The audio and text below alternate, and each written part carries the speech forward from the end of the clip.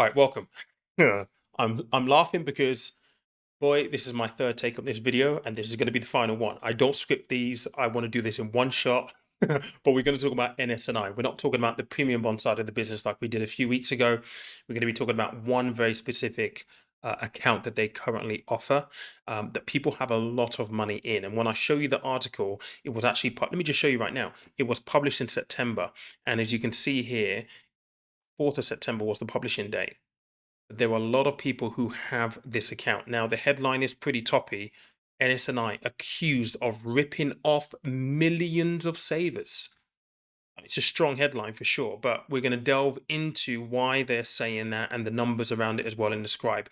Before I jump into this, though, I want to ask you a couple of things. First, if you know someone who has or might have an account like this, please share this video, particularly if they're not on YouTube or they don't know of this channel so far, because I think it's really important, and it's my goal at least, that if we can get a handful of people to move their money to a better serving account, then I think that this is a win on our side and will have made my job worthwhile for today. So please do share.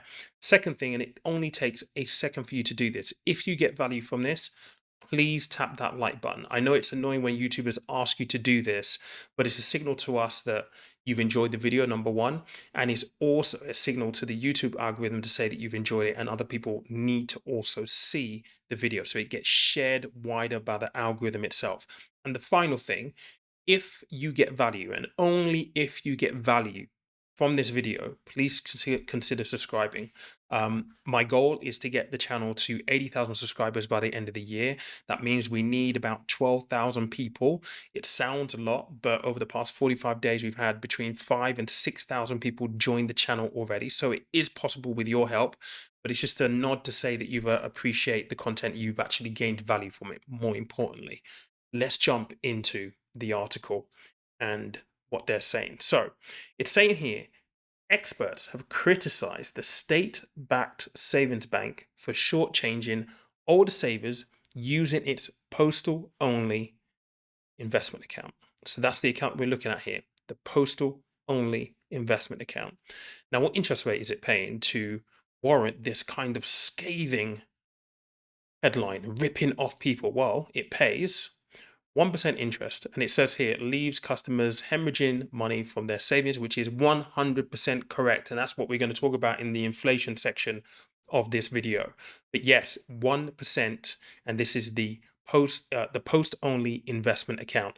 Now, if I'm going to be critical about this, and I should be, because I've made a lot of investment content, I've worked with a lot of brands on this channel over the past 5 years.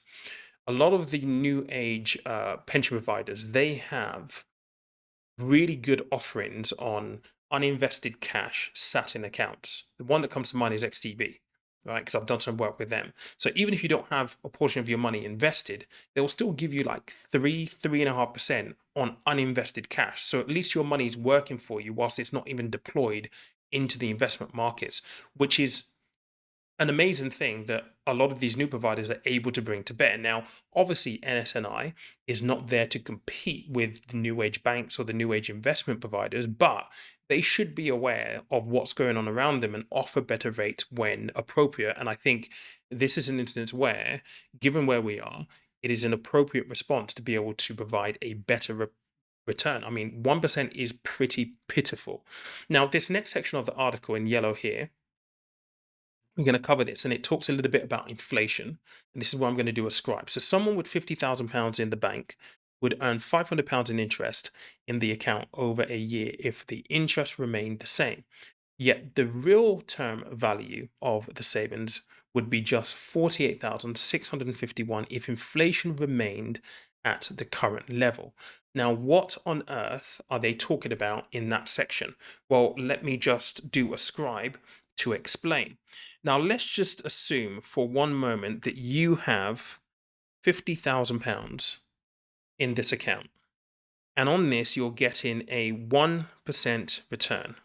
This means that your money is going to grow, as the article said, by £500 per annum every single year that you have this account. Okay. Now, that might sound like a great deal on its own if you weren't factoring in inflation. So inflation in the UK And let's not get into the debate of how uh, the Bank of England measures inflation, because they put a basket of goods in, they track the price over a period of time, and then calculate what the increase in those basket of goods are, and that's how they come up with inflation. So at the moment, right now, the inflation rate by the Bank of England is currently 4%. Okay, so now you can start to see problems, right? Because if you are growing by 1% over here, but inflation is 4%, well, actually, your 50K is losing 3% every year that you have it in there. And that 3%, by the way, equates to £1,500 every single year if you did nothing. And this is why when you're choosing an account to put money in, you have to think about, is it going to help you maintain your purchasing power?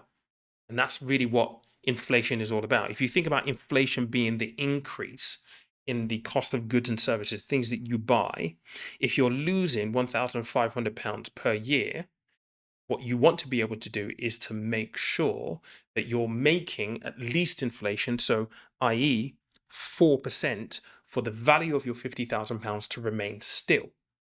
Now, let's just say you are able to achieve that, right? So let's start again, £50,000 at 4%. What's that, about £2,000 roughly? You'll be getting. I mean, look, that is. Let me just get rid of that. Sorry, 1 second. I don't know. I'll just put that percentage there. £2,000. That is a lot of money. A downside more than the 500 quid that you had there, right? So £2,000 is actually grown by. Now, if all the costs of goods and services around you increase by £2,000, and your £50,000 has grown by £2,000, you're at least maintaining your purchasing power, which is why it's so important to save, and number one, and number two, invest. Now, in an ideal world, whilst you're standing still here, so you maintain your purchasing power, in an ideal world, what we actually want is, we don't want a 4% inflation rate. We want inflation to be at the 2% Bank of England target.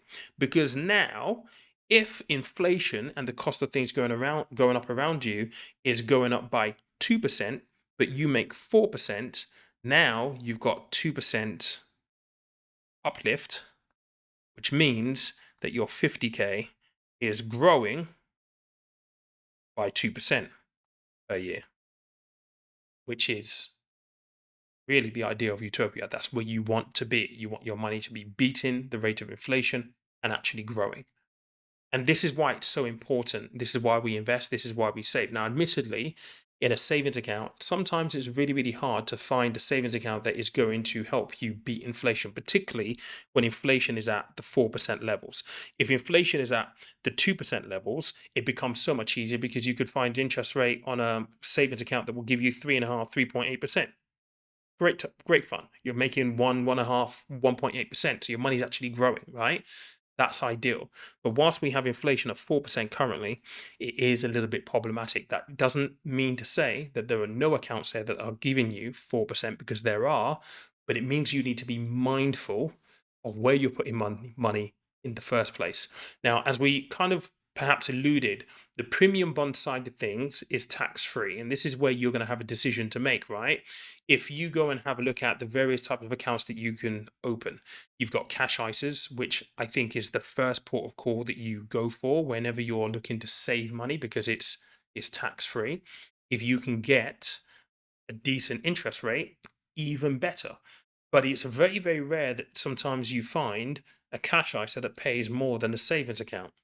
So you have to make a decision there.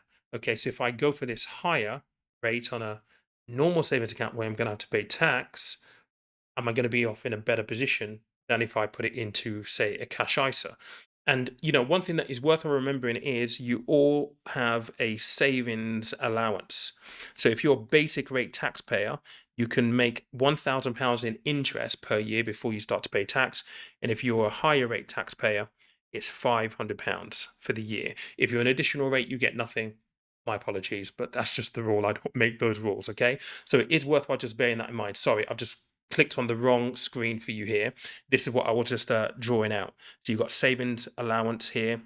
You have basic rate taxpayer, £1,000, higher rate, £500. Okay, really, really simple to understand. If not, please put comments in the and questions in the comment section, and I'll try and get round to answering.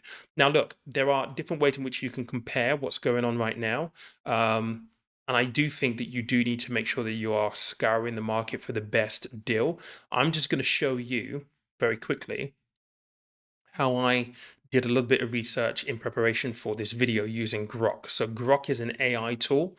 Um, and this right here is the prompt that I gave it. I said, can you run a comparison of the current NS&I variable and fixed rate accounts and rates on the high street? And what it did is it came back with this table here. So it split them out between variable rates and fixed rate. And as you can see here, it gives you all of the current NS&I variable rate easy access accounts that are available. So you've got this one, you've got two there, 3.3%, minimum deposit, £500, £100 on one, maximum you can have in them is $1 million, with some keynotes in here. But then you compare to the likes of Santander. So Santander currently has an account paying 6%. It's pretty good, up to £4,000, max £20,000. Might be an ISA. I'm not sure. I've not looked at it. You've also got one from Barclays here. That's not very good. And it gives you kind of a flavor here. You've also got fixed rate accounts also. So they've got quite a few fixed rate accounts with NS&I. Different mix between 1 year fixed rate, 2 year fixed rate, 3 year fixed rate. They've even got 5 year fixed rate. 5 year fixed rate at 3.84%. Minimum deposit £500. And then you've also got the comparison with other accounts as well. So you've got a few in here that, Santander will give you 4% for a 1 year fix. That's, again, not bad at all. So you can use a tool like this to do a comparison, or you can simply use the likes of Compare the Market or Meerkat or whatever it is that they're called now. I will just show you this though on the NS&I site, where they list all of their current offerings. So this guaranteed growth bond is a 4.04, so just above inflation right now. And then you come all the way down. They've got a direct saver. They've got guaranteed income bonds, 3.97%, so pretty close, 4.04 on AER. You've got income bonds here at 3.26. Then you've got a direct ISA as well at 3.5%. What I do like here is the fact that they've got a direct ISA, which is actually paying more than a direct saver. Not by much, but still a higher rate, considering that you can put £20,000 into this and it will be tax free. You've got junior ISAs there. And this is the one thing I did want to highlight, just to be a little bit fair as well. They're saying here we also have a postal only account, the investment account that currently pays our lowest rate of interest of 1%. We are not promoting this account on our website. If you want to find out more, please contact us. Now, I don't know whether that has been put on their website as a byproduct of this particular article that we're covering right here. I don't know whether that is the case or not, but they are not currently advertising that particular product at this point in time. So look, I hope you found this useful. If you do know someone, again, please do share this. If you have any questions in the comment section around anything I explained on this portion of the video talking about inflation, how that works, then please ask in the comments, and I'll try to either answer there, or it might inform a video for later on in the week. What I will say is this: if you do want to consider having a little bit more influence over the stories that we cover here, and perhaps you want to vote for the things that we cover here and have the ability to access one-on-one, well, not one-on-one, but group members only Q&As, where we're deep dive into a very specific topic. IHT is one of them at the moment, where I might bring on an expert, for example, to explain things. Then there is a join button just underneath this video. Go check that out. No obligation whatsoever, but it will be great if you did join. It will just help support the work that I'm doing here. But I will see you in a video again tomorrow. Thank you so much for watching. Catch you soon. Cheers.